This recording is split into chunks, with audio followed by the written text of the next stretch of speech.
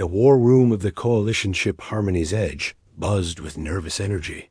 12 different alien species had gathered around the massive holographic table, their forms casting strange shadows in the blue light. The air smelled of ozone and fear. Admiral Taemin stood at the head of the table, his weathered face showing the strain of 3 sleepless days. Behind him, the main display showed what everyone feared most: a writhing mass of dark shapes moving through space like a living nightmare. The Cytherian swarm had already eaten 17 star systems. Now they were coming for Viridian 7. Gentlemen, ladies and honored beings, Taemin began, his voice steady despite everything. We all know why we're here. Our scouts report the swarm will reach this system in 18 hours. This may be our last chance to stop them. General Kelvin slammed his 4-armed fist on the table. The tall, blue-skinned Altarian's golden. Eyes blazed with anger. Last chance? This is our moment of glory. My energy lance ships will cut through their biohulls like paper. We charge straight at their heart.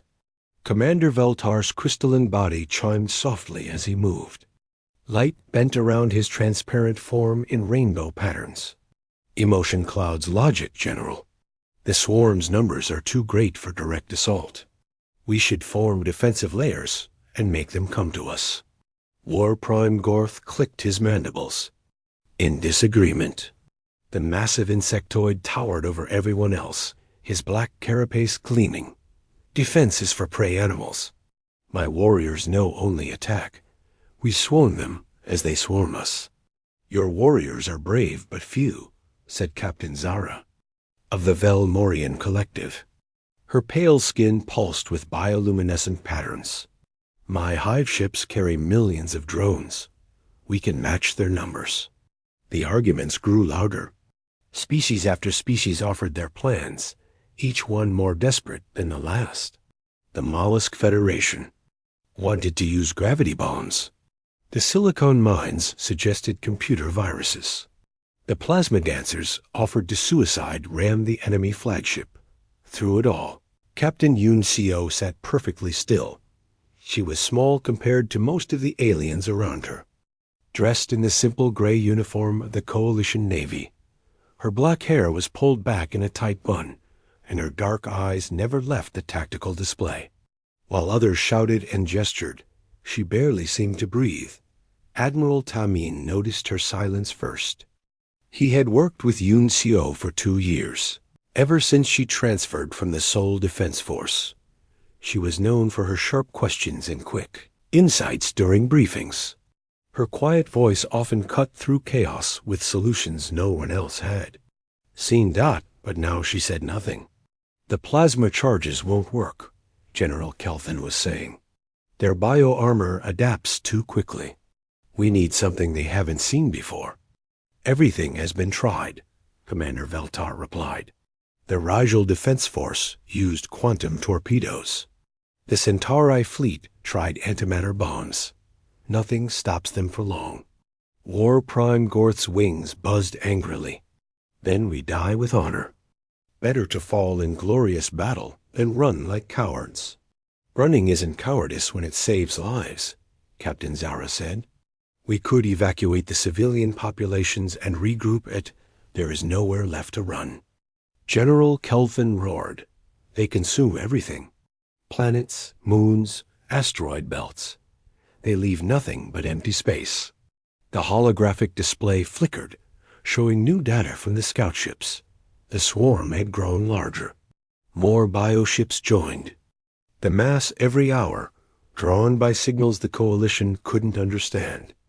17 systems, whispered Captain Moran of the Gossamer Fleet. Her butterfly wings trembled. Billions of beings, all gone. How do we fight something that treats entire worlds like food? The room fell quiet for a moment. The weight of those lost lives pressed down on everyone. 17 systems. Countless civilizations reduced to nothing but raw material for the swarm's endless hunger. Admiral Taemin looked around the table. Every face showed some form of despair, anger, or desperate determination. Every face except one. Captain Yun-Seo hadn't moved. Her eyes tracked across the display, following patterns only she could see. Her hands rested flat on the table, fingers spread like she was feeling for vibrations in the metal. She looked like a statue carved from living stone. The bioships seem random, Commander Veltar was saying, but there must be some pattern, some organizing principle we're missing. What? Pattern? General Kelvin snorted. They eat everything in sight. That's their pattern. No, said Captain Zara slowly. Veltar is right. Look at how they move between systems. It's not random. There's a rhythm to it. War Prime Gorth leaned forward, his compound eyes studying the display. A hunting pattern? Maybe, or something else. Something we don't understand because we think like individuals, not like a collective organism. The discussion continued, but Admiral Tai-min found himself watching Yun-Seo instead of listening. Something about her stillness reminded him of another time, another desperate battle. During the siege of New Seoul, when everything seemed hopeless, Lieutenant Commander Dongwoo had gone completely silent during the final briefing. 3 hours later, he had won an impossible victory. Humans had a reputation in the coalition. They were unpredictable, chaotic, and prone to making decisions that seemed insane to other species. But they also had a disturbing habit of succeeding. When success should have been impossible, the briefing began to break apart as species representatives started planning their own desperate strategies. Some would attack from the flanks. Others would try to slow the swarm's advance. A few smaller races spoke quietly about evacuation plans. As beings began to file out of the war room, Admiral Tai-min approached Yun-Seo's chair. She still hadn't moved, still hadn't spoken. Her eyes remained fixed on the tactical display, watching the approaching nightmare. Captain, he said quietly. She looked up at him then, and he felt a small chill. Her eyes held something he had seen before in human faces, usually right before they did something that changed everything. You haven't said a word during the entire briefing, he observed. Yun-Seo's voice was calm and steady when she finally spoke. No, sir. I've been counting. The simple statement hung in the air between them. Around the war room, the last few aliens were gathering their equipment and heading for the doors. The holographic display continued to show the swarm's relentless approach, a dark tide that would sweep over them in less than 18 hours. Counting? Admiral Tai-min asked. Yes, sir. She stood up slowly, her movements precise and controlled. I'll need access to the quantum computing array. Something in her tone made his spine tingle. It was the same quiet certainty he had heard in Dongwoo's voice all those years ago, right before the impossible became inevitable. What did you count, Captain? Yun-Seo looked back at the display one more time, then met his eyes. Everything, she said simply. Admiral Tai-min watched Captain Yun-Seo walk toward the quantum computing bay, her footsteps echoing in the empty corridor. Something about her movement reminded him of a predator, controlled, purposeful, deadly quiet. He remembered the last time he had seen a human go completely silent during a military briefing. It was during the siege of New Seoul, 15 years ago. The enemy had surrounded the city with forces 10 times larger than the defenders. Every strategy seemed hopeless.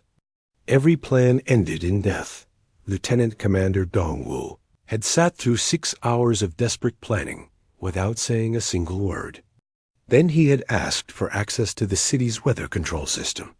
3 hours later, he had created an artificial hurricane that swept the enemy away like leaves. The impossible had become inevitable, all because a human had gone quiet and started. Thinking. Tai-min found himself following Yun-Seo toward the computing bay. The ship's corridors hummed with activity as crews prepared for what most believed would be their final battle. Engineers checked weapon systems. Medical teams prepared trauma units. Pilots ran last-minute diagnostics on their fighters, but in the quantum computing bay, Captain Yoon Seo worked alone. The room was filled with crystalline processors that bent light into impossible shapes. Holographic displays floated in the air like frozen fireworks. At the center of it all, Yoon Seo stood with her hands, dancing across controls that most beings couldn't even see properly. "What are you doing, Captain?" Taemin asked. "Running simulations." She replied without looking away from her work. "Battle scenarios, movement patterns, timing calculations. We've already run thousands of simulations. The computer says our chance of victory is less than 2%. The computer is thinking like us," Yoon Seo said. "We need to think like them." Dr. Hai Jin entered the bay carrying a stack of data tablets. The xenobiologist was one of the Coalition's experts on alien life forms, especially the dangerous ones. Her usually neat appearance looked frazzled, her lab coat stained with coffee and exhaustion. "Captain Yoon Seo? Admiral Taemin said you needed the Catherian biological data." "Everything you have," Yoon Seo confirmed. "Feeding patterns, reproduction, cycles, migration routes, neural activity, chemical composition. All of it." Dr. Hai Jin set down her tablets and activated them. The air filled with complex molecular diagrams and behavioral charts. "This is 15 years of research from 17 different species. But I have to warn you, we still don't understand how they really work." "They're not individuals," Yoon Seo said, her fingers still moving across the quantum controls. "They're parts of something bigger, like cells in a body." "Yes, exactly. The hive mind theory. But knowing that doesn't help us fight them." Yoon Seo paused in her work and looked at the biological data. Her eyes moved rapidly across the displays, absorbing information faster than most beings could read. "Dr. Hai Jin, you said they follow migration patterns?" "Yes, but we can only track them back about 3,000 years. Before that, the records are too fragmentary." "Show me what you have." The holographic display shifted to show star maps stretching across centuries. Green lines traced the swarm's path through space, connecting system after system in a complex web. At first, it looked random, a spreading plague with no logic behind it. But as Yoon Seo studied the patterns, something changed in her expression. Her breathing slowed. Her eyes took on that distant look that made Admiral Taemin's spine tingle. "They're not random," she whispered. "We suspected that," Dr. Hai Jin said, "but we can't find the organizing principle. What makes them choose one system over another?" "It's not about choosing," Yoon Seo replied. "It's about remembering." "Lieutenant." J1 appeared in the doorway of the computing bay. The young pilot was barely 25, fresh from the academy with dreams of glory and heroism. He had specifically requested assignment to Yoon Seo's tactical unit after hearing stories about her unconventional methods. "Captain? You asked to see me?" "Yes, I have a question for you, Lieutenant. When you fly your fighter, how do you think?" J1 looked confused. "How do I think?" I follow my training, react to threats, execute maneuvers." "But how do you think while you're doing it? What happens in your mind?" The young pilot considered this carefully. "It's like I'm thinking about multiple things at once. I'm tracking enemy positions, monitoring my weapons, planning my next move, remembering my training, all at the same time. But it doesn't feel chaotic. It feels natural." Yoon Seo nodded slowly. "Exactly. Humans can hold contradictory information in their minds simultaneously. We can plan for multiple outcomes while executing a single strategy. Other species find this confusing." Admiral Taemin frowned. "What does this have to do with the swarm?" "Everything." Yoon Seo turned back to the quantum computer, her hands moving faster now. "Dr. Hai Jin, What do you know about Cytherian neural patterns? They're collective. Individual bioships have limited intelligence, but when they group together, their neural activity creates emergent consciousness. The larger the group, the smarter they become. And what disrupts collective consciousness? Dr. Haijin thought. For a moment, conflicting signals. When different parts of the collective receive contradictory information, it creates feedback loops that can temporarily disrupt their coordination. Temporarily, Yun-Seo repeated. But what if the conflicting signals were coming from something they couldn't understand? Something that naturally thinks in contradictions? The pieces began to fall into place for Admiral Tae-min. He had seen. Human tactical thinking confused other species many times. Humans could simultaneously prepare for retreat while planning an attack. They could assume their enemy was both intelligent and stupid, predictable and chaotic, strong and weak. Other species called it madness. Humans called it being thorough. You're talking about using human thought patterns as weapons, he said slowly. Not weapons, Yun-Seo corrected. Static, interference, like playing two different songs at the same time through the same speaker.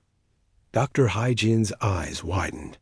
The neural feedback would be enormous. Their collective consciousness couldn't process that kind of contradictory input. But how would we broadcast human thought patterns? Lieutenant J1 asked. Yun-Seo pulled up new displays showing fighter schematics and neural interface technology. We modify the fighter's communication systems. Instead of transmitting radio signals, we transmit brainwave patterns. Human pilots would fly directly into the swarm formation, broadcasting their thoughts. The room fell silent as the implications sank in. It was brilliant, impossible, and completely insane. It was also the most human battle plan Admiral Tae-min had ever heard. The pilots would have to get very close, Dr. Haijin said quietly, inside the swarm formation, surrounded by bioships that want to kill them. Yes, Yun-Seo agreed. The neural strain would be enormous. Broadcasting thought, patterns at that intensity. It could cause permanent brain damage or death, yes. Lieutenant J1 stepped forward. Captain, if you need volunteers. I need the best pilots we have, Yun-Seo interrupted. People who can think in multiple directions at once while flying. Through hell. People who won't panic when their minds start broadcasting to alien monsters. You'll have them, Admiral Tae-min said. He was already thinking about which pilots to approach, which ones had the mental flexibility for such a mission. Yun-Seo returned to her calculations. But Admiral Tae-min noticed something different. In her posture now, the statue-like stillness was gone, replaced by focused intensity. She had found her answer. Across the galaxy, encrypted messages began to travel through alien communication networks. The message was always the same. The human female has gone quiet. Prepare for the impossible. Species that had fought alongside humans knew the signs. When humans stopped talking during a crisis, it meant they had seen something others missed. It meant the rules of the game were about to change. In the quantum computing bay, Captain Yun-Seo continued her work, preparing to turn human consciousness into the ultimate weapon against a hive mind that had conquered 17 star systems. The swarm was coming. But now, so was something they had never faced before, the chaotic, contradictory, beautifully impossible human mind.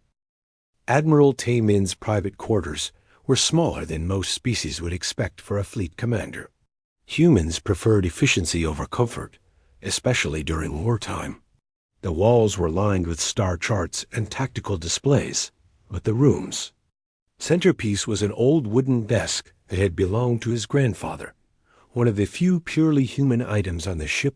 Captain Yun-Seo sat across from him, her hands folded calmly in her lap. Between them lay a data tablet showing her final calculations. The numbers were beautiful and terrifying at the same time. Tell me again, Taemin said, in simple terms. The Catherian swarm operates on a collective consciousness that spans millions of bioships, Yunseo began. Individual ships are like brain cells, not very smart alone, but incredibly intelligent when connected. Their hive mind processes information by achieving consensus among all members. Like a democracy of monsters. Exactly. But what happens when you introduce information that can't reach consensus? When you feed contradictory data into a system designed for agreement? Taemin nodded slowly. The system crashes, or goes insane. Yoon Seo activated the data tablet, showing brain scan comparisons. Human neural patterns are unique among known species. We can hold opposing ideas simultaneously without cognitive breakdown. We can believe something is both true and false. Plan for success and failure at the same time. Other species call it madness. Other species have never needed to survive on a planet with unpredictable weather, hostile wildlife, and natural disasters. Humans evolved to expect the unexpected. Our minds are built for contradiction. The implications were staggering. Admiral Taemin had always known humans were different, but he had never considered their chaotic thinking as a weapon. You want to use our minds as biological warfare. I want to give the swarm something it has never encountered before, thought. Patterns that break its fundamental operating system. Yoon Seo leaned forward slightly. Sir, I've run the simulations 8,000 times. If we can get close enough to broadcast human neural patterns directly into their collective, we can disrupt their coordination for approximately 47 minutes. 47 minutes to destroy a force that consumes 17 star systems. Yes? A? Soft chime indicated someone at the door. Dr. Hai-Jin entered, carrying a steaming cup of coffee and a worried expression. Behind her came Lieutenant J1, looking eager and terrified in equal measure. Admiral, Captain, Dr. Hai-Jin said, settling into a chair. I've been reviewing the biological data all night. There's something else you need to know about the Catherians. More good news? Taemin asked dryly. They're not just a hive mind. They're an ancient hive mind. My analysis suggests they've been operating with the same basic consciousness for over 50,000 years. Maybe longer. Yunesio's eyes sharpened. Explain. Think about it. They consume entire civilizations, but they never seem to learn new tactics. They use the same approach system after system, millennium after millennium. It's because they're not really thinking. They're following a program written in their genetic code eons ago. A program that has never encountered humans, Lieutenant J1 said quietly. Exactly. They've faced thousands of different species over the millennia. Energy beings, crystalline entities, hive minds, artificial intelligences. But never anything like human consciousness. Dr. Hai-Jin activated her own tablet, showing comparative neural scans. Every other known species shows clear, linear thought patterns. Even collective intelligences follow logical progressions. Humans are different. Your brain scans look like controlled chaos. Admiral Taemin studied the images. Human neural activity looked like a storm compared to the neat, orderly patterns of other species. You're saying our messy thinking is actually an advantage? Against the Catherians? It might be the only advantage. Dr. Hai-Jin pointed to specific areas of the scans. Look at this region. It's where humans process contradictory information. Other species either reject conflicting data or try to resolve it immediately. Humans just accept it and keep going. We're comfortable with uncertainty, Yunseo added. We can function while confused, scared, and completely lost. We call it Tuesday. Lieutenant J1 laughed despite the situation. Captain, what? Exactly what happened to the pilots during the broadcast? Yunseo was quiet for a long minute. When she spoke, her voice was gentler than usual. The neural strain would be enormous. We'd be forcing your minds to broadcast at maximum intensity while flying through the most dangerous combat zone in galactic history. Some pilots might survive intact. Others ... Others might not come back the same. Dr. Hyjin finished. The human brain isn't designed for that kind of neural output. We could see anything from temporary confusion to permanent personality changes to complete mental breakdown. The room fell silent. Admiral Tae-min looked at each of them in turn. The brilliant tactical officer who had found an impossible solution, the scientist who understood the biological cost, and the young pilot who would have to fly into hell itself. How many pilots would we need? He asked finally. 12, Unisio replied immediately. Arranged in a specific formation to create maximum interference patterns. Any fewer, and the effect won't be strong enough. Any more, and the pilots will interfere with each. Other, 12 volunteers for a suicide mission. 12 volunteers for the only mission that might work. Lieutenant J1 straightened in his chair. Admiral, I volunteer. Lieutenant, sir, with respect, this is what we trained for. Not the specific scenario, but ... this. The moment when. Everything depends on doing something that seems impossible. Dr. Hyjin set down her coffee cup with shaking hands. There's something else. The neural broadcasting won't just affect the Catherians. Other humans in the area will feel it too. Everyone on the coalition ships will experience ... echoes. What kind of echoes? Tae-min asked. Fragments of the pilot's thoughts, emotions, memories. It'll be faint for most people, but empaths and telepaths will get the full experience. They'll essentially live through the mission alongside the pilots. The entire fleet will know what the volunteers are sacrificing, Yunzio said quietly. Yes, and if they die, everyone will feel it happen. Admiral Tae-min stood and walked to his small viewport. Outside, stars wheeled slowly as the ship maintained its position above Viridian 7. Somewhere in the darkness, the Catherian swarm was approaching. In 14 hours, they would arrive and begin consuming another star system, unless 12 human pilots flew into the heart of that nightmare and broadcast their thoughts to creatures that had never encountered the beautiful chaos of human consciousness. Captain Yoon-seo, he said without turning around. You'll be leading this mission. Yes, sir. Dr. Hyjin, I need you to prepare the neural broadcasting equipment. Work with the engineering teams to modify 12 fighters. Understood. Lieutenant J1, I want you to help select the other volunteers. Look for pilots with strong mental flexibility. People who can stay focused while everything around them is falling apart. Yes, sir. Admiral ... what do we tell them? Tae-min turned back to face them. We tell them the truth. We tell them that humans are about to do something that no other species in galactic history has ever attempted. We tell them that their minds are going to become weapons that could save billions of lives. And if they refuse, then we respect their decision and find others. But Lieutenant ...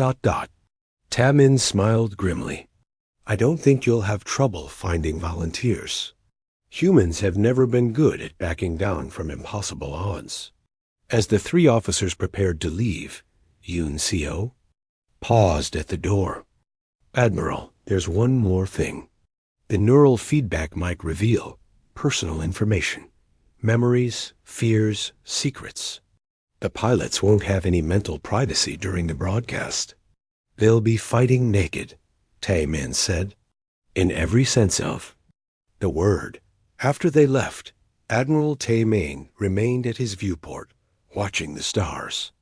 Somewhere out there, alien observers were sending messages across the galaxy. The humans have a plan. Prepare for the impossible. In 12 hours, 12 human pilots would climb into modified fighters and fly directly into the Catherian swarm. They would open their minds completely, broadcasting the chaotic beauty of human consciousness to creatures that had conquered most of the known galaxy. It was insane. It was brilliant. It was the most human thing he had ever heard. And it was their only hope. The Coalition fleet spread across space like a defensive net, but everyone knew it was just for show. 57 ships from 12 different species faced the approaching darkness of the Catherian swarm. The alien vessels were beautiful in their own ways. Crystalline spires that caught starlight. Organic curves that pulsed with bioluminescence, geometric patterns that hurt to look at directly. But all eyes were on 12. Small human fighters breaking away from the main formation. Captain Yoon Seo sat in the cockpit of her modified fighter. Silent storm. The neural broadcasting equipment hummed behind her seat, cables running directly into her flight helmet. She could feel the alien technology interfacing with her mind, preparing to amplify her thoughts and project them into space. Around her, 11 other human pilots flew in precise formation. She knew each of them now, had spent the last 6 hours talking with them, learning their stories, understanding what drove them to volunteer for this mission. Lieutenant J1 flew off her starboard wing, his fighter Young Thunder gleaming with fresh modifications. He was thinking about his sister back on Earth, about the letter he had written her that morning. Yoon Seo could sense his emotions through the neural link, fear mixed with determination, love mixed with sorrow. Commander Galho piloted Iron Will to her port side.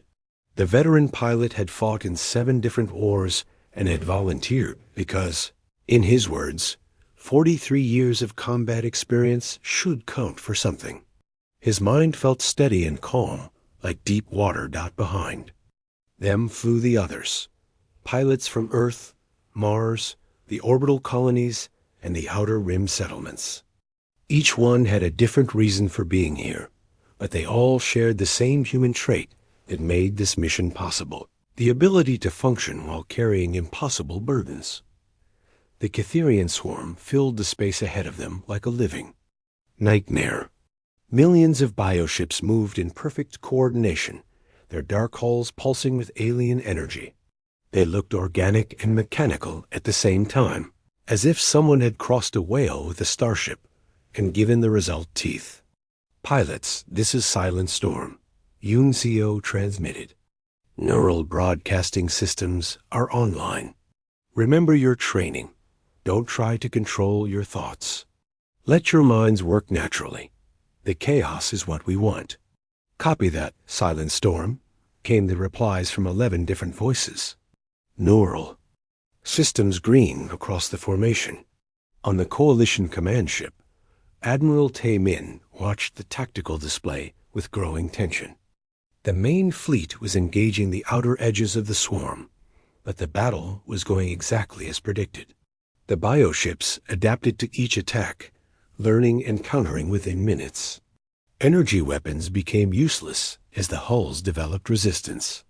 Kinetic projectiles were absorbed and converted into useful materials. The swarm is maintaining course, reported the tactical officer. No response to our attacks. They're treating us like a minor obstacle. That's about to change, Dr. Haijin said from her position at the neural monitoring station. The human fighters are approaching optimal broadcast range. On the display, 12 tiny dots moved toward the heart of the massive enemy formation. They looked impossibly small against the writhing mass of bioships, like insects flying toward a forest fire. Inside Silent Storm, Yoon Seo felt the neural broadcasting system activate. Suddenly, her thoughts were no longer private. Every memory, every fear, every random association was being amplified and transmitted at frequencies that could penetrate the Catherian collective consciousness. She thought about her childhood on Mars, about the red sand and the greenhouse gardens, where her mother grew tomatoes. She thought about her academy training, about learning to fly fighters in the asteroid belts of Sol.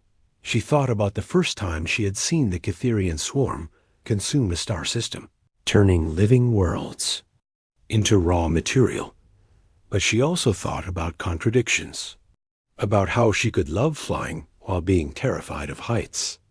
About how she could trust her fellow pilots completely while doubting her own judgment. About how she could prepare for death while planning for survival. The other pilot's thoughts joined hers in the broadcast. G1 was thinking about his first kiss and his greatest failure simultaneously. Dalho was remembering his wedding day while calculating weapons trajectories. The thoughts mixed and flowed together, creating a symphony of human consciousness that no other species could produce. And the Catherian swarm began to stagger. The effect started small, individual bioships falling out of formation, their movements becoming erratic. The perfect coordination that had made them unstoppable began to break down as conflicting signals flooded their collective mind. "It's working," Dr. Haijin reported, her voice filled with amazement. "Neural feedback is cascading through their network. They can't process the contradictory information." The swarm's response was immediate and violent. Bioships began attacking each other as confused signals triggered their combat instincts. The organic vessels fired on their neighbors, each one trying to eliminate what it perceived as a threat to the collective. But the human fighters were deep in the formation now, surrounded by creatures that wanted them dead. Energy beams lanced through space around them. Living missiles launched from organic tubes. The bioships' hulls opened to reveal weapon systems that looked like mouths full of teeth. "Young Thunder is taking fire," J1 reported. His fighter shook as energy blasts scored his hull. "Hull integrity at 60%. Stay in formation," Yunzio ordered. "We need to maintain the broadcast pattern." Iron Will disappeared in a flash of light as a bioship's weapon found its mark. Commander Dalho's final thoughts echoed through the neural link, a memory of sunset on Venus, beautiful and peaceful, and completely human. The death hit every pilot, like a physical blow, but they kept flying. This was what they had trained for, what they had volunteered for. Dalho's sacrifice made the broadcast stronger, not weaker, as his final human thoughts added to the chaos flooding the Catherian network. More fighters fell. Braveheart was caught by living tentacles that crushed its hull. Stardancer vanished into the maw of a bioship that looked like a flying cathedral. Night Fox exploded when its power core overloaded. Each death sent waves of grief and determination.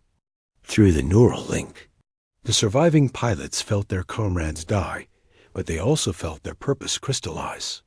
This was why humans had evolved chaotic minds for moments like this, when the impossible became the only option. "Silent Storm, neural strain is reaching critical levels." Dr. Haijin's voice crackled through the com. "Your brain activity is off the charts. You need to pull back." "Negative," Yunzio replied. Her voice sounded distant, strange.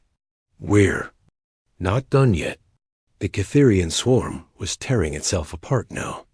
Millions of bioships fired on each other in a frenzy of confused violence. Their collective consciousness couldn't handle the beautiful contradiction of human thought minds that could hold love and hate, hope and despair, logic and madness all at the same time. But the cost was enormous. Only 6 human fighters remained, and their pilots were burning out fast. The neural broadcasting was consuming their minds like fuel, leaving them changed, diminished, different. I can't remember my name," whispered the pilot of Storm Chaser. "Hold on," Yunzio said, though she wasn't sure she was still fully human herself. Parts of her mind felt like they were dissolving, mixing with the thoughts of alien monsters and dying friends. Storm Chaser drifted out of formation, its pilot's mind finally overwhelmed by the strain. Another fighter, Ghost Rider, simply stopped responding to communications. Only 4 fighters remained in formation now. Silent. Storm, Young Thunder, and 2 others. The neural broadcast was weaker, but still strong enough to keep the swarm in chaos. "Captain," J1's voice was barely recognizable. "I don't think..." I don't think I'm coming back from this. Yunzio felt his mind fragmenting through the neural link. The young pilot who had written letters to his sister was disappearing, replaced by something that wasn't quite human anymore. None of us are, she replied. But we're going to finish this.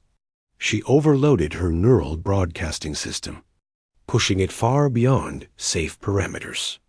The strain was incredible, like having her brain torn apart and reassembled every second. But the effect on the swarm was devastating. The Getherian collective consciousness shattered completely. The bioships turned on each other with savage fury, decades of suppressed individual instincts suddenly breaking free. The perfect hive mind that had conquered 17 star systems destroyed itself in minutes of chaotic violence in the coalition fleet. Every human felt the moment when Yung Sio's mind finally broke apart. Her final thought echoed through the neural broadcast, not words, but pure human defiance. The absolute refusal to surrender, even when surrender was the logical choice. Silent Storm drifted silent through the wreckage of the Getherian swarm, its pilot alive, but forever changed. Around her, the remains of the greatest threat the galaxy had ever known slowly dispersed into space. The impossible had become inevitable, because humans had never learned when to quit. The medical bay of the Harmony's Edge was quieter than it had ever been during the war. Most of the beds were empty now. The coalition fleet had suffered surprisingly few casualties during the battle. The Getherian swarm had been too busy destroying itself to focus on the Allied ship's but in the private recovery room at the far end of the bay, Captain Yunzio lay perfectly still, her eyes staring at the ceiling. She had been awake for 3 days, but she hadn't spoken a word. Dr. Hai-Jin checked the neural monitoring equipment for the 100th time. The readings were stable, but strange. Yunzio's brain activity showed patterns that had never been recorded in human medical literature. It was as if parts of her mind had been rewired during the neural broadcast. Any changes? Admiral Taemin asked as he entered the room. Her physical condition is fine, Dr. Hai-Jin replied quietly. But her neural patterns, they're different. Not damaged, exactly. Just different. Taemin sat in the chair beside Yunzio's bed. She didn't acknowledge his presence, but he had the feeling she knew he was there. Her dark eyes held the same distant intelligence they had always shown, but now there was something else, a depth that seemed to go on forever. The other survivors? He asked. Lieutenant J1 is responding well to therapy. His memories are fragmented, but he's recovering his personality. Commander So-Young from Star Walker is having trouble with language centers. She keeps speaking in mathematical equations instead of words. Lieutenant HYEON -Wu ... He only remembers how to fly. Everything else is gone. And Captain Yunzio? Dr. Hai-Jin was quiet for a long moment. I think she remembers everything. Not just her own experiences, but fragments from the other pilots. Maybe even pieces of the Getherian collective consciousness. The neural broadcast created connections that shouldn't be possible. A soft chime indicated an incoming message. The holographic display showed the seal of the Galactic Coalition Council, 12 species united in the largest alliance in known history. Admiral Taemin, came the voice of Chancellor Valthara, a crystalline being whose species valued logic above all else. We have received the preliminary reports from the Viridian 7 engagement. We need to understand what happened. What happened? Is we won, Taemin replied. The Getherian swarm is gone. Yes, but the method. Admiral, our scientists are having difficulty believing the tactical reports. Human neural patterns as weapons? It sounds like fantasy. Fantasy that saved 17 billion beings on Viridian 7. We're not questioning the results, Admiral. We're trying to understand the implications. If human consciousness can be weaponized in this way, it changes everything about warfare. About psychology, about our understanding of intelligence itself. General Kelvin's voice joined the transmission. The proud Altarian's tone held something that sounded almost like awe. My people have fought beside humans for 50 years. We thought we understood your species. We were wrong. More prime Gorths. Clicking mandibles added their own commentary.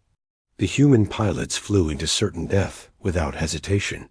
My warriors respect such courage, even if we do not understand the method. As the alien voices discussed the battle, Yoon Seo's eyes shifted slightly. For the first time in 3 days, she looked directly at Admiral Taemin. Her lips moved soundlessly, forming a single word. Listen. He leaned closer, but she had already returned to staring at the ceiling. The memorial service was held in the main hangar bay, with representatives from every species in the Coalition fleet. The names of the fallen pilots were read aloud in dozens of different languages, each one a small tragedy in the larger victory. Lieutenant Commander Dal Ho survived by 2 children on Mars. Captain Mindja, who had painted landscapes of worlds he would never see again. Lieutenant Yoonji, who had volunteered because she believed the galaxy was worth saving. 11 names in total. 11 humans who had given their minds to save billions of beings they would never meet. Admiral Taemin stood at the podium, looking out at a crowd that included creatures he couldn't even pronounce the names of. Some were energy beings that glowed with their own light. Others were silicon-based life forms that communicated through vibrations in the deck plates. A few were collective organisms that spoke with many voices at once. Today we honor 12 pilots who redefined what it means to be human, he began. They flew into the heart of an enemy that had conquered 17 star systems. They used their own minds as weapons, knowing it would change them forever or destroy them completely. He paused, looking at the empty chair reserved for Captain Yoon Seo.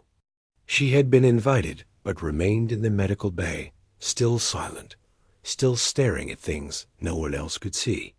But this victory came at a cost that goes beyond the pilots who died. It came at the cost of innocence.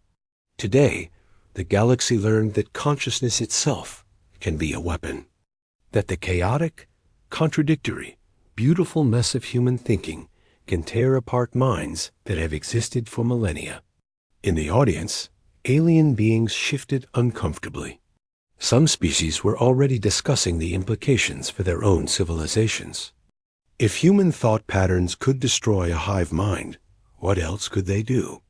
What other fundamental assumptions about intelligence and consciousness needed to be reconsidered? The Catherian swarm consumed 17 star systems because they thought they understood intelligence. Taemin continued. They had faced every type of mind the galaxy had produced: collective consciousness, artificial intelligence, energy, beings, crystalline matrices. But they had never faced the one type of intelligence that embraces contradiction as a survival strategy. Dr. Hai-Jin stood to present the findings of her research. The neural patterns we recorded during the battle are being studied by xenopsychologists across known space. What we learned is that human consciousness operates on principles that are fundamentally different from every other known form of intelligence. She activated a holographic display showing comparative brain scans. Other species resolve contradictions. Humans live with them. Other species seek consistency. Humans thrive on chaos. This isn't a flaw in human psychology. It's an evolutionary advantage that we never recognized. Lieutenant J1, still recovering from his injuries, stepped forward to speak for the surviving pilots. His words were halting, his memories still fragmented, but his message was clear. We didn't know if it would work, he said. We just knew it was the only chance. Captain Yoonzio saw something the rest of us missed, that our craziness could be their weakness. She was right. After the ceremony, Admiral Taemin returned to the medical bay. Yoon Seo was sitting up now, the first major change in her condition since the battle. She looked at him with eyes that seemed to hold starlight. "Admiral," she said, her voice barely above a whisper. "I can still hear them, the other pilots, all of them. The ones who died, the ones who survived, even fragments of the Catherian. Collective. The neural broadcast created connections that shouldn't exist. I think part of me will always be connected to them." She stood up slowly, her movements careful and deliberate. "But I also understand something now that I didn't before. The reason humans think the way we do. The reason we can hold contradictions without breaking. Tell me. We evolved on a world that tried to kill us every day. Predators, diseases, natural disasters, climate changes. Earth threw everything at humanity, and we survived by being adaptable. By being able to believe multiple truths at the same time." She walked to the viewport, looking out at the stars. Other species evolved in more stable environments. They could afford to think logically, consistently. But humans? We had to be ready for anything. That's why our minds look like chaos to other species, and that chaos saved the galaxy. This time. Yoon Seo turned back to face him. "But Admiral, the galaxy knows about us now. They know what human consciousness can do. That changes everything." 6 months later, Captain Yoon Seo, now promoted to Admiral, sat in a new briefing room on a different ship. Around the table were representatives from 18 species, including 3 that had never before joined the coalition. The room was filled with nervous energy as reports came in of a new threat emerging from the galactic core. The alien beings discussed strategy, tactics, and defensive positions with increasing urgency. They proposed energy shields and quantum, missiles and gravitational weapons. They argued about formations and supply lines and communication protocols. Through it all, Admiral Yoon Seo sat perfectly still, her dark eyes scanning the tactical displays while others debated. She didn't speak. She didn't even shift in her chair.